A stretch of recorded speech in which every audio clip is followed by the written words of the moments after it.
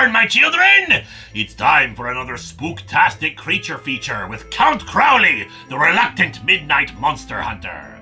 She stepped up her game, gone to AA, and now let's see how former reporter Jerry Bartman can handle what the world of monsters will throw at her next.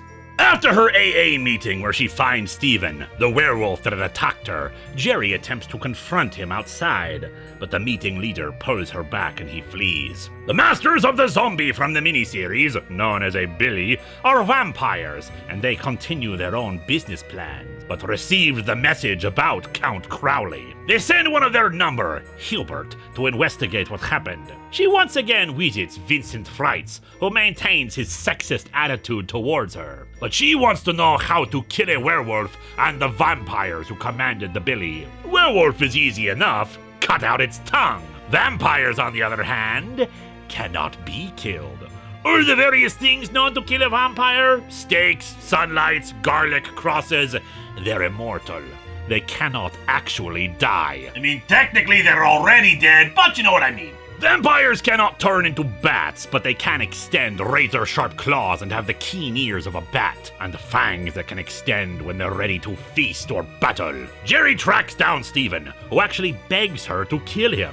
He does not want what has happened to him, and just wants her to tell his mom that he loved her. What's more, though, is that it turns out Stephan was changed by his abusive girlfriend, Crystal. She was the one who killed Stephan's father at his farmhouse, and she arrives to try to kill Jerry now. Fortunately, after an intense battle, Stephan and Jerry are able to pin her down and cut out her tongue. Jerry tries to get some visual evidence of the werewolf, but she changes back before she can get the camera on her. And that, my children, is why smartphone cameras are such a wonderful invention. Stephan volunteers to dispose of her body while Jerry reports in to Vincent, who informs her that Stephan still needs to die. He's still young as a werewolf, but with time he won't need the full moon to transform. It will be triggered by anger or pain or simply a focused will. What's more though, Jerry needs to go retrieve some sacred texts that the former Count Crowley, Barnes, had in his home. With the help of Barnes's cat, they locate the texts and meet Hubert as he comes to investigate Barnes. Jerry tries to pretend that she's just a bitter ex of Barnes, but it's clear Hubert isn't buying it. Jerry tries to encourage Stephan that they will find a way to cure his lycanthropy and not have to kill him, though she is distracted by her brother spying on her to ensure she goes to her AA meetings. Vincent tries to get her to realize a werewolf can't be saved, recounting his time in World War I when a friend of his got turned into one, and he was forced to kill him after waiting far too long to do so. When her brother sends local cop Jimmy to spy on her as well, she goes to confront him, only to find Hubert there, supposedly for an interest in connecting small TV stations and a network, but of course confirming that she wasn't Barnes's ex.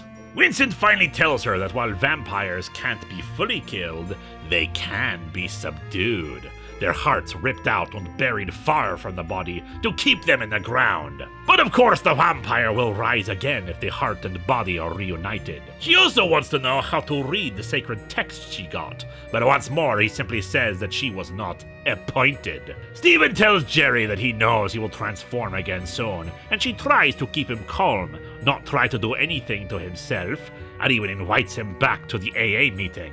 When he doesn't show up, Jerry speaks with the head of the meeting, Fran, about the concept of a higher power. That it's not necessarily God, but anything one can believe in. Nature, science, whatever. But in this case, she needs less of a higher power and more of a sharp knife.